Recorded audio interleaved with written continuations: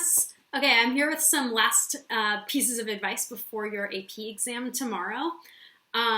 Make sure that you are following the checklist that College Board emailed you, right, of all the different little steps to set up everything you need. You have your ticket with your number thing, they're going to email you, you follow that, right?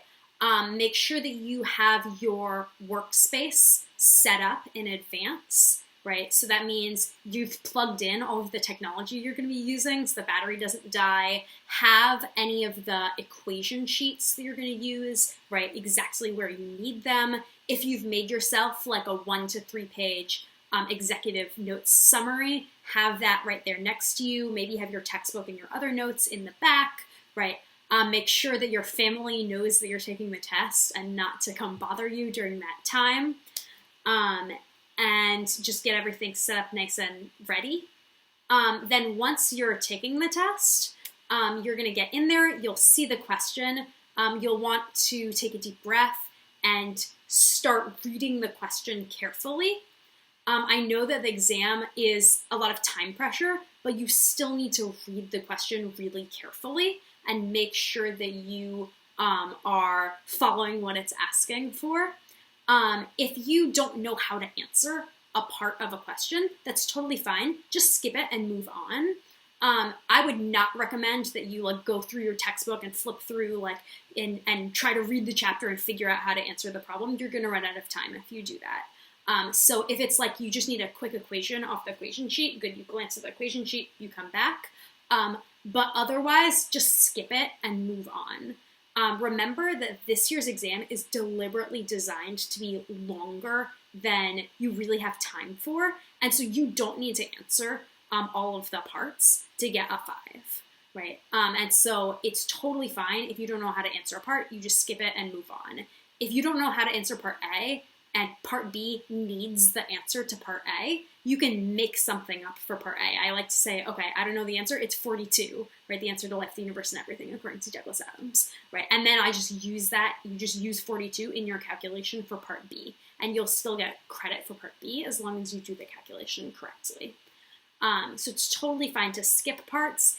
If you somehow have time at the end of the test, you can go back to those parts, then maybe you could look something up in your notes. Although, again, I don't think you'll have time for that. But just in case, I would save that for the very end of the test.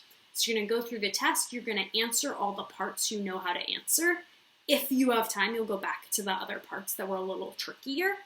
And then as soon as the countdown timer hits that 5-minute warning, I would start wrapping up what you're doing and start submitting, right? Don't try to be a hero and wait until the very last second and answer every single part of every single question.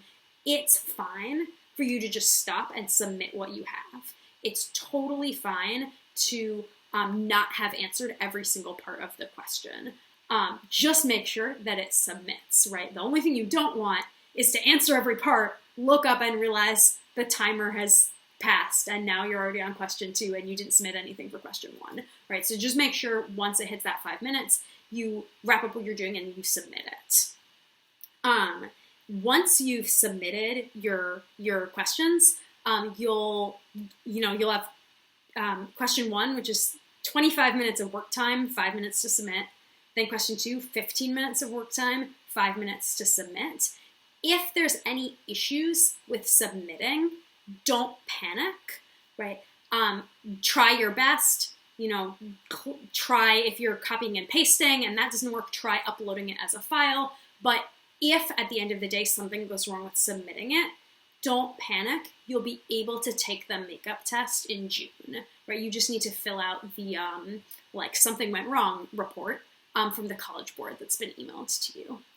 That said, make sure tonight, if you haven't already, you go through the demo and you practice submitting to check that you'll be able to submit properly for tomorrow, right? That way, odds are nothing will go wrong, you'll submit, and it'll be great. A couple of other quick notes. Don't cheat. First of all, the College Board is running a whole bunch of different versions of the test. So if you try to cheat, odds are you'll probably end up with the wrong answer, the answer to someone else's test, and you'll submit it and they'll be like, that was the answer to your BFS test, not your test. Like, and now like you are, you know, not gonna get a 5. And possibly that would be reported to colleges, et cetera, et cetera. Just don't do it. So, like you shouldn't cheat because you won't be successful at it. You also won't have time to cheat. You're going to be like busy, like answering all the questions. And lastly, you don't need to cheat, right? You all have learned chemistry this year.